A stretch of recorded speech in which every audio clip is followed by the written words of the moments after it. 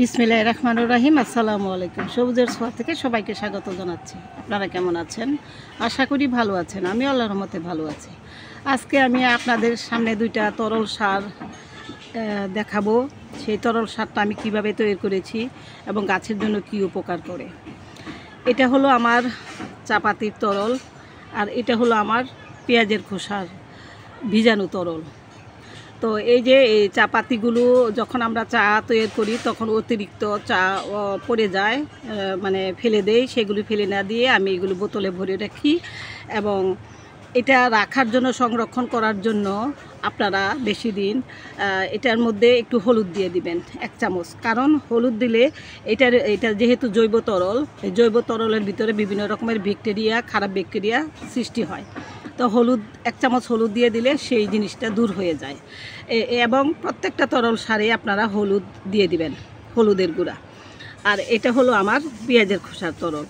এটাতে এই দুইটাতেই প্রচুর পরিমাণ পটাশ আছে, নাইট্রোজেন আছে, এবং যা গাছের পাতা পুড়ে যাওয়া, তারপরে ফল মিষ্টি না হওয়া, সেসব যা থেকে দূর করে, পাতা কুঁকড়ানো, এবং মাটিতে যে ব্যাকটেরিয়াগুলো, খারাপ ব্যাকটেরিয়াগুলো তৈরি হয় সেগুলো দূর করে এই তরলে।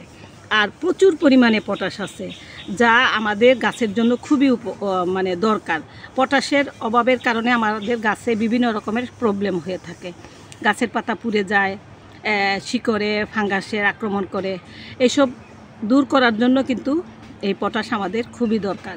এবং ফল মিষ্টি হয় না, সবজি পরিপুষ্ট হয় না, এবং সবজিতে পোকার আক্রমণ হয়।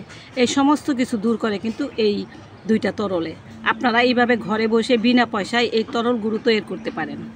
এই যে দেখুন, আমি এখানে পেঁয়াজের রসের 1 কাপ, আর এই যে চাপাতির 1 কাপ তরল আমি কোন কোন গাছে দিব, যেই গাছের পাতা হলুদ হয়ে যায়, পুড়ে যায়, বিশেষ করে সবজি গাছের মধ্যে মরিচ গাছ, তারপরে আম গাছ।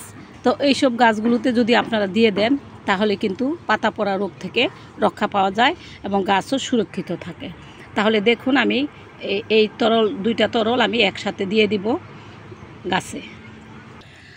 আমার এই মরিচ গাছের পাতাগুলো সবুজতা নষ্ট করে ফেলেছে, হলুদ হলুদ হয়ে গেছে, কিছু কিছু পাতা পুড়েও যাচ্ছে এবং ফল আসতেছে না।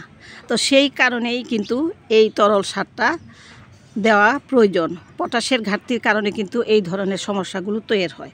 সেই জন্য আমি পটাশের ঘাটতি পূরণ করার জন্য এই যে প্রথমে এই যে চাপাতির তরল, এই যে 1 কাপ করে আমি চারপাশে, মাটির চারপাশে দিয়ে দিলাম। এটা স্প্রে করেও গাছে দেওয়া যায়, আমি মাটিতে দিয়ে দিলাম। কারণ মাটির যে পোকামাকড়গুলো আছে বর্ষাকালে বিশেষ করে হয়, সেগুলো দূর হয়ে যাবে এবং আমার গাছেরও শিকড় ভালো থাকবে এবং গাছ ভালো থাকবে। তো দেখলেন আমি কিভাবে এই তরল সারগুলো তৈরি করেছি। আপনারা এইভাবে ঘরে বসে তৈরি করে রাখবেন।